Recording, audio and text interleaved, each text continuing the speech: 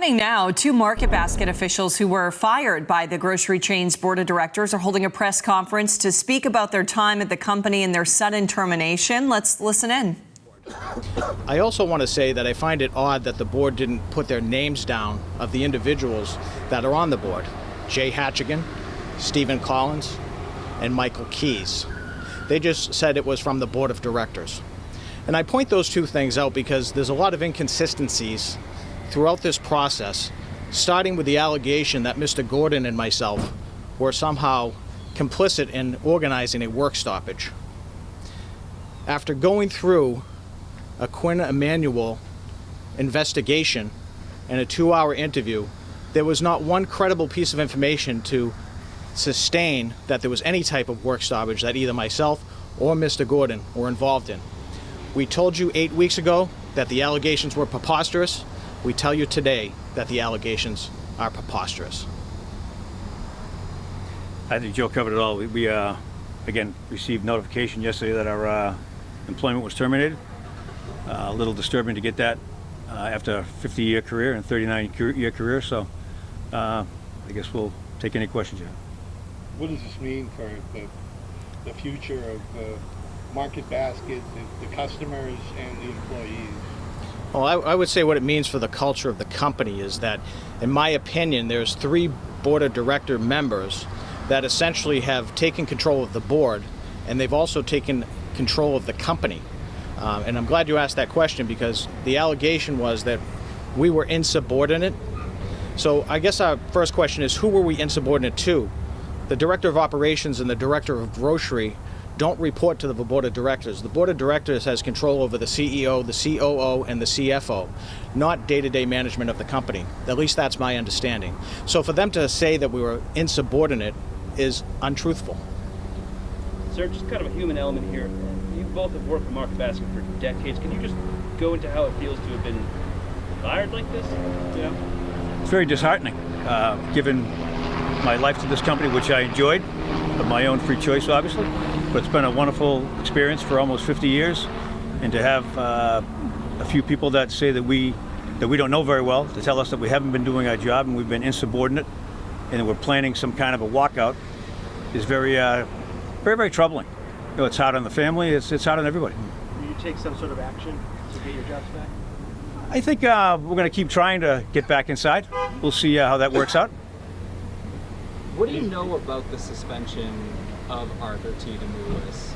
And is the allegation true that they said that, Joe, you went around saying that if Arthur T. was removed as CEO, they would lose their bonuses and profit share? So that was an allegation made.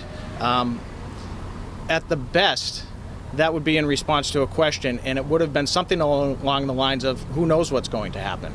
So the board, of what they've done in this investigation, this pre-planned coup, quite frankly, is they've put a bunch of allegations out there, and they're telling a story, and they're putting a narrative together, and have not met their prima facie case to establish that there was anything inappropriate going on. Now, if you read their statement, there are things in there along those lines, but it's a miscategorization of the fact.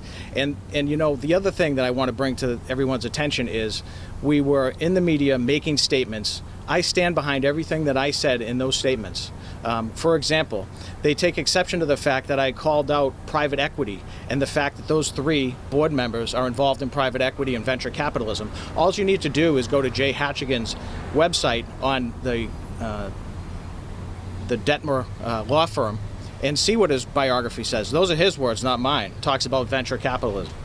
If you look at Stephen Collins in Exeter Capital, read his profile. If you look at Michael Keys on Intercontinental, read his profile. So for them to say that me expressing my opinion about private equity and what that means, and telling me that that was inappropriate, I disagree with it, and I take exception to it, along with many of the other allegations that they made against me. What do you think is actually happening? What do you think is actually happening here? I'm sorry. Are they just trying to silence you or anyone else who might speak out in the future? I believe that to be the case. I think they're not only silencing myself and Mr. Gordon, but I think their intention, and they've made it clear to the organization, that they want to silence others. And that brings up a great point, because I want to mention that I made a statement in the media about a culture of fear, and they said that that's not true. Well, you know what? I'll let the facts speak for themselves. Pay attention over the next couple of weeks, because as more and more people speak out, you're going to get the truth. And it's not me that's telling the story. It's the board that's telling the story, because they don't want people to think that there's a problem in the company. They want to say that it's a vibrant culture, and it's just not factual. Well, I was going to ask a similar question. What do you think is actually happening here, and why are they doing it? I believe they are doing this at the behest of the three sisters, Frances, Glorianne, and Karen, of the DeMuro's family. Those are Arthur T. DeMuro's sisters. They have hired the board of directors. They want their brother out of the company, and they want to instill Michael Kettenbach as some type of senior leadership role, whether it be CEO or some other position of authority. Why are they going after you guys, though? Well, they're going after us quite simply because Mr. Gordon and myself are very loyal to Mr. DeMuro's and the management team. We stand by the culture which they represent. And this isn't just about Tom, myself, and the DeMuro's family. This is about the culture of the company, the associates of the company, and the customers, and all of the suppliers that support the company on a day-to-day basis. And Mr. DeMuro's philosophy is that the shareholders benefit at the end of that order. And that's worth standing up for, because we have a special culture here. Mr. Gordon here has dedicated his life to Market Basket. I've worked with him for many years now. There's nobody I respect more in this company, and to let him go is a big injustice, but it also hurts Market Basket. I think you asked a question a second ago about trying to keep us quiet. I mean, there was a pretty damning statement that came out last night from the board about us, our character, our integrity, and I don't know if they expect us to not respond to that, but I don't think either one of us is big on having false allegations made to us without some kind of response for it. And like I said, we've both given this guy as well as an awful lot of time to this company, and for the customers and for the associates of this place. And for those allegations to be made without any kind of response is not something that's going to happen. You guys have been on leave for months. Why do you think they fired you right now, particularly? Well, it's been 8 weeks. We've actually, to the day that we were put on leave for their statement of what the allegations were. I believe that the reason they did that was to essentially remove leadership from the company so that they could do all the things that they want to do that the sisters told them to do. So by having a gap and a time frame of, everything quieting down, I think they thought it would just kind of go away. And I think they've assured the sisters that, but that's my opinion. I would agree with Joe. It's just a long plan that has probably been in motion for a long time to remove the boss and the top management in the company and instill the people they want. Top of this, you referenced an interview that you said lasted about 2 hours as part of this investigation. Can you tell us a little bit about when that took place and a little bit more about what that actually looked like? Sure, that's a great question. That interview took place on Monday, and it's an interesting question that you asked, because yesterday I received information that last week there was a discussion in the office between two supervisory people that made a statement that there was going to be a board meeting on Friday night. And in conjunction with that, they made a statement that there was going to be some type of an announcement and a press release, presumably about us being let go. Our attorney also got information from Quinn Emanuel that said, we really need to speak to your people by Friday. Fortunately or unfortunately, he had a prior engagement that he had to go into. Then we learned that the board meeting was moved till Monday night, and that happens to coincide with the time frame where our interviews were. So basically, my interview started at 9 a.m. It was about 2 hours. The gentlemen that I work with, their interviews were after that. And there was maybe a 4-hour gap between the time that they concluded their investigation in terms of Mr. Gordon and my relationship with the company and their determination not only to get rid of us, but to promote people into our positions. This is not the first time that you guys have been in a situation similar to this. There was the whole situation between RDT and Arthur S. back in 2014, where I believe both were, or at least 7 executives who were put on leave and terminated, and then brought back. Do you have hope that this family business will kind of rise above this once again? You'll be able to get your jobs back, your careers back? Yes, there's always hope. We intend to be back. If somebody thinks that either Mr. Gordon or myself are just going to go away at this point without standing up for the culture of the company for a period of time, they're sorely mistaken. I'm not going anywhere, and neither is he. Now, this is a long-term career, long-term fight, and we're going to be in this until it's over. Will you use litigation, do you think? Is there an avenue for that? We're hoping it doesn't come to that. However, we'll keep our options open, and we're hoping that this gets resolved in the right way for the best interest of the community at large, because this is about the community and the people of the community and the associates and the people that work in those communities and the future of the company. Do you have a meeting set up at all with the board of directors or anybody? No, in fact, it's interesting because yesterday afternoon was the first time I learned that probably was going to be terminated. I learned that through a memo that was distributed to the company that basically said that there was a new director of operations, a new director of grocery operations, and some other new title that I'm not even sure what it means, quite frankly. But that was the first indication that something was happening. And then after that, I got a call from Stephen Collins, the board member, to tell me that I had been terminated. That is completely countercultural to how Market Basket operates. We would never do that. You would inform the person if you have a disagreement with them. You would talk to that individual first. You would let them know that they've made a decision. But to put that out publicly and to show that our positions had been replaced before we were notified of the termination, that's disrespectful. To be quite frank, yesterday I got a note or a letter from a courier that came with a clipboard, and I had to sign for it. I'm sure you're all aware of that. I had more respect from the courier than I did from any members of the board of directors. I would agree. I received the same copy of that letter informing that my job had been filled by somebody else in the company. I did not receive a phone call from the board till probably an hour after that. And I would agree with Joe. The guy who dropped off the package last night was very apologetic. He said, I just heard this statement on the news as I was driving over here. I'm so sorry I have to deliver this. I just was at Mr. Schmidt's house, and I'm over here.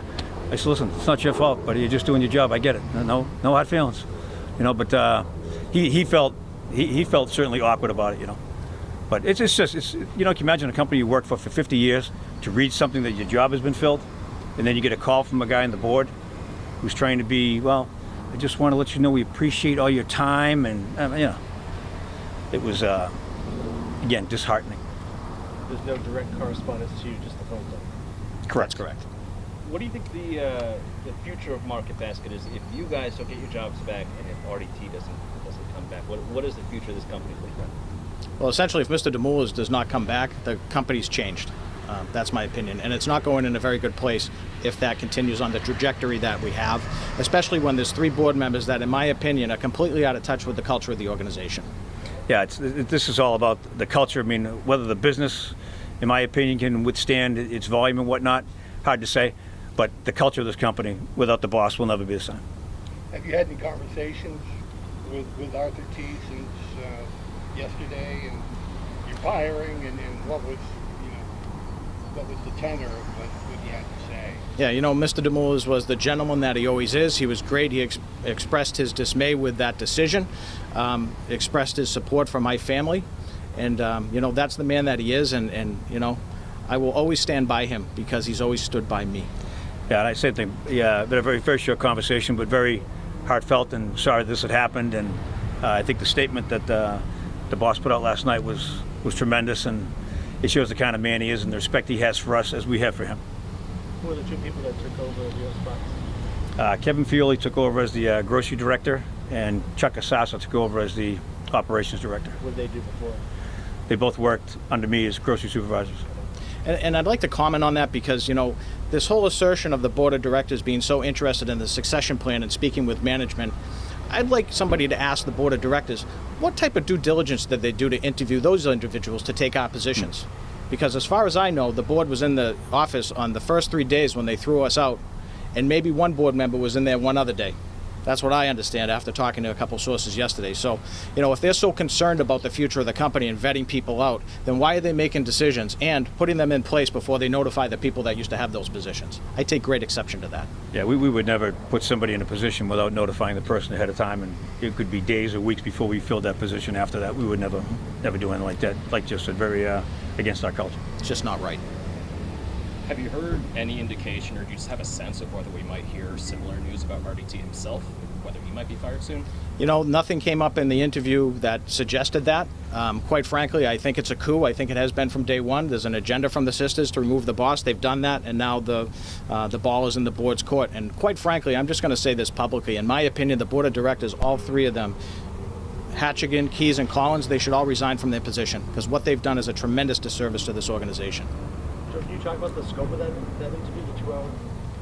I can get into it a little bit. I mean, it's, this law firm, Quinn Emanuel, who's been named the most feared law firm by some, entity out there, and Stephen Frank, who was the investigator, basically wanted to continue to ask the same question over and over again to try to get myself to change my answer to simple questions, along the lines of what I thought about, the board and what type of information should be provided back and forth between the CEO. I'm not a board member. I'm not a upper member of management in the CFO position or an officer of the company. So I don't know why they were spending so much time on that, other than that they're going to try to use it to discredit Mr. DeMuro in some way, shape, or form. But the fact of the matter is that there's nothing there. So in my opinion, the whole thing was a waste of time. And to be honest with you, I waited 8 weeks, just under 8 weeks, to have this interview. And I think that, somebody could have easily completed that investigation in a week. Yeah, I found the questions to be, I don't know where the questions came from. I assume from somebody on the board or from the board, but they just had really very little to do with a lot of the investigation. It was asking me questions about what I do when I'm involved in stuff, and had they known or spent any time looking into that, they would know exactly what we do there, and we could have avoided a lot of those questions. Back in 2014, there were employee protests on the first RDT situation.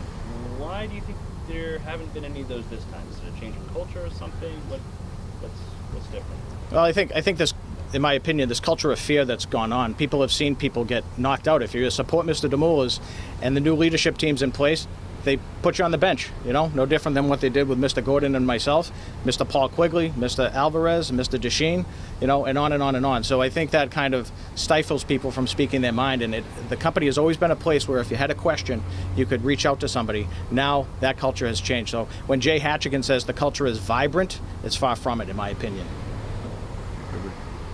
Two comments came from the board directed at Tom, saying that you were